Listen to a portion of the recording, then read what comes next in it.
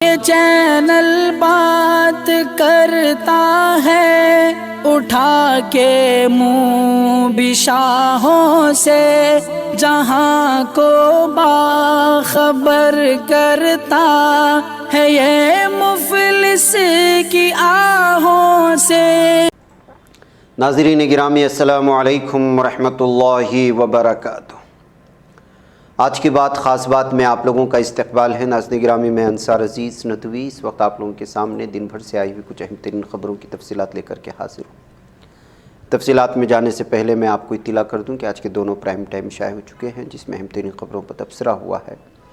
جن احباب نے نہیں دیکھا جائیں دیکھیں، دوسروں تک پھیلانے کی کوشش کریں، لنک کو شیئر کریں۔ ادارے کی مضبوطی، ناظرین گرامی آپ لوگوں کی مضبوطی، آپ جانتے ہیں آپ کو کرنا کیا ہے۔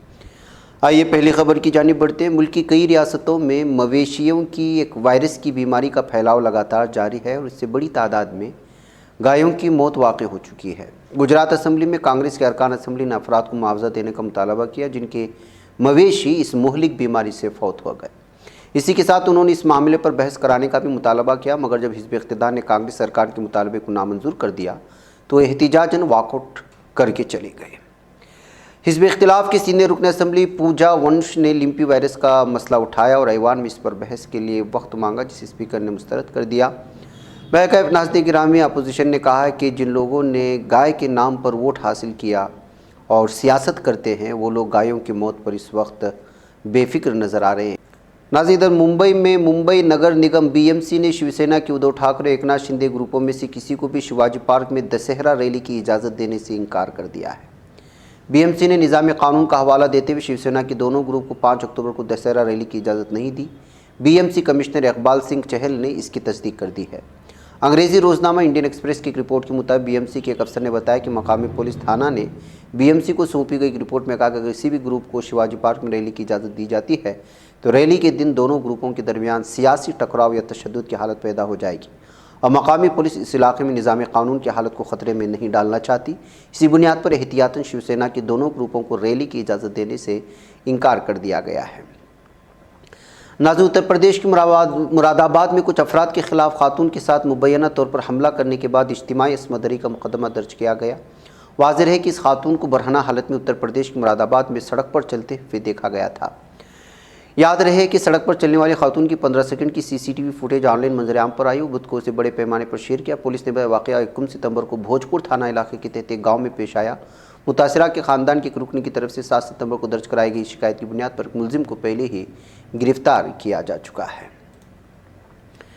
ناظرین، رواں سال مانسون کے دوران 7 ریاستوں میں اوسط سے کم بارش درج کی گئی، جس کا اثر فصلوں کی پیداوار پر پڑے گا۔ UP میں ہی 37% کم بارش درج کی گئی جو خریف فصلوں کو متاثر کرے۔ رواں سال چاول کی پیداوار میں کمی ہونے کا بھی خدشہ ظاہر کیا جا رہا ہے۔ ناظرین، لکھنؤ یونیورسٹی کی سابق وائس چانسلر روپ ریکھا ورما نے جیل میں بند کیرالہ کے صحافی صدیق اپن کی ضامن بن کر لوگوں کے سامنے ایک بہترین مثال پیش کی ہے اور اب وہ سرخیوں میں بھی ہے۔ 79 سالہ روپ ریکھا ورما حالانکہ اپنے اس عمل کو بہت زیادہ بڑا نہیں ٹھہرا رہی۔ انہوں نے نیوز پورٹل thenewsmints.com سے بات کرتے ہوئے کہا کہ میں کپن کی کوئی بڑی مدد نہیں کر رہی، اسے اب بھی اپنا مقدمہ لڑنا ہے۔ اگر ایک شخص کی ضمانت کے لیے کھڑے ہونے کو جرات کے طور پر دیکھا جا رہا ہے تو کیا ہم ایک خوفناک دور میں نہیں جی رہے ہیں؟ ساتھ ہی انہوں نے کہا کہ یہ سب سے چھوٹا عمل ہے جو ایک شہری اس تاریک وقت میں کر سکتا ہے۔ ناظرین، ادھر آج کل مون لائٹنگ یعنی ایک ساتھ 2 کمپنیوں میں کام کرنے کا عمل موضوع بحث بنا ہوا ہے۔ کچھ کمپنیوں نے ایسے ملازمین کے خلاف سخت اقدام اٹھاتے ہوئے جنہیں مون لائٹنگ میں ملوث پایا گیا۔ تازہ ترین خبروں کے مطابق ٹیک کمپنی وپرو نے اپنے 300 ملازمین کو مون لائٹنگ کرتے ہوئے پکڑے جانے کے بعد ملازمت سے نکال باہر کر دیا ہے۔ وپرو کے چیئرمین رشید پریم جی نے اس سلسلے میں ایک تقریب سے خطاب کرتے ہوئے جانکاری انہوں نے کہا کہ 300 ملازمین جو وپرو ملازمت کر رہے تھے گزشتہ کچھ مہینوں سے انہیں حریف کمپنی میں کام کرتے ہوئے پایا جو کمپنی کے اقدار کے خلاف ہے، جس کے سبب انہیں ملازمت سے نکال دیا گیا ہے۔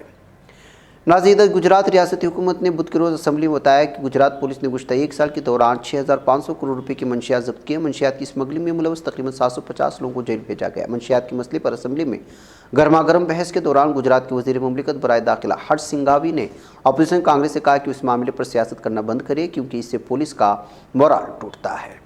ناظرین گرامی، اس سال 26 ستمبر سے نوراتری کی شروعات ہو رہی ہے۔ نوراتری کے تہوار سے پہلے ہی گربا ڈانس میں غیر ہندو لوگوں کی انٹری کو لے کر اکھل بھارتیہ سنت سمیتی نے وارننگ جاری کر دی ہے۔ مسلم لفظ کا ذکر کیے بغیر اکھل بھارتیہ سنت سمیتی نے وارننگ میں کہا ہے کہ اگر مسلم نوجوان اپنے رزق پر ہی انٹری کرے، ورنہ کوئی واقعہ پیش آتا ہے تو اس کے لیے ہندو ذمہ دار نہیں ہوگا۔ اس سال 26 ستمبر سے شروع ہونے والے دیوی درگا کے نوروزہ اتسو کے دوران روایتی گربا ڈانس پروگرام منعقد کیے جاتے ہیں، اور آپ کو معلوم ہے کہ اس سلسلے میں مختلف قسم کے جو ڈانس ہوتے ہیں اس میں بہت سارے لوگ الگ الگ سماج سے تعلق رکھنے والے حصہ لیتے ہیں۔ اسی کو مسلمان کو نشانہ بنا کر کے یہ دھمکی دے جانے کی بات اس وقت خبروں میں آ رہی ہے۔ ناظرین، اتراکھنڈ کے اترکاشی میں ہیلگو گڑھ کے قریب گنگوتری ہائی وے گزشتہ 15 گھنٹوں سے بند ہے۔ صورتحال یہ ہے کہ پہاڑی سے مسلسل پتھر گرنے کی وجہ سے BRO کو کام کرنے میں شدید مشکلات کا سامنا کرنا پڑ رہا ہے۔ ہزاروں مسافر راستے میں پھنسے ہوئے ہیں۔ مسافروں کو بدھ کی شام سے کافی پریشانیوں کا سامنا کرنا پڑ رہا ہے۔ مسافروں کو یہاں کھانے پینے کا بھی بڑا مسئلہ درپیش ہے۔ کئی بچے اور خواتین بھی جام میں پھنسے ہوئے ہیں، اور لگاتار اس وقت صفائی کا کام بھی چل رہا ہے۔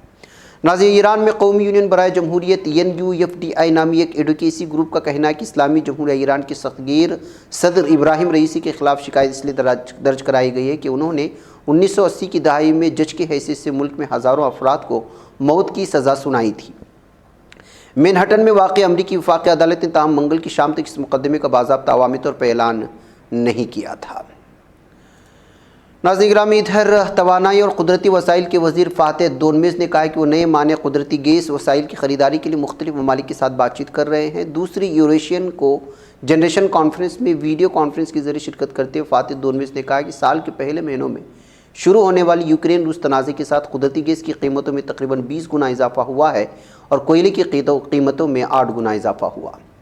ناظرین، ادھر وزیر صحت فخر الدین قوجا جو ترکی آذربائیجان ہیلتھ بزنس فورم میں شرکت کے لیے آذربائیجان کے دارالحکومت باکو میں ہیں، انہوں نے شہداء کی یادگار کی زیارت کی ہے۔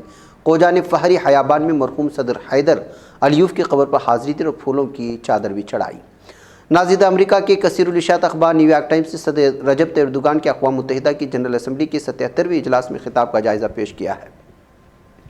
خبروں میں اس بات کی نشاندہی کی گئی کہ صدر رجب طیب اردوغان ان کی فرانسیسی ہم منصب ایمانوئل میکرون اقوام متحدہ کی جنرل اسمبلی میں تقریریں کرنے والے رہنماؤں میں سب سے نمایاں نام تھے، اور روس یوکرین بحران کے حل کے لیے دونوں رہنماؤں کی کوششوں کو سراہا گیا۔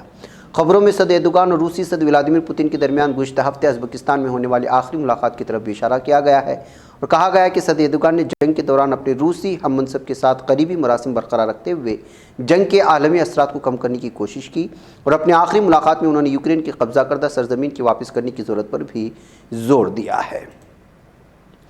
ناظرین، فرانسیسی صدر ایمانوئل میکرون نے عالمی برادری سے روسی صدر ولادیمیر پوتن پر زیادہ سے زیادہ دباؤ ڈالنے کا مطالبہ کیا ہے۔ نیو یارک کے ایمانوئل میکرون نے اقوام متحدہ میں جوہری تحفظ سے متعلق اجلاس میں شرکت سے قبل ایک بیان دیا تھا۔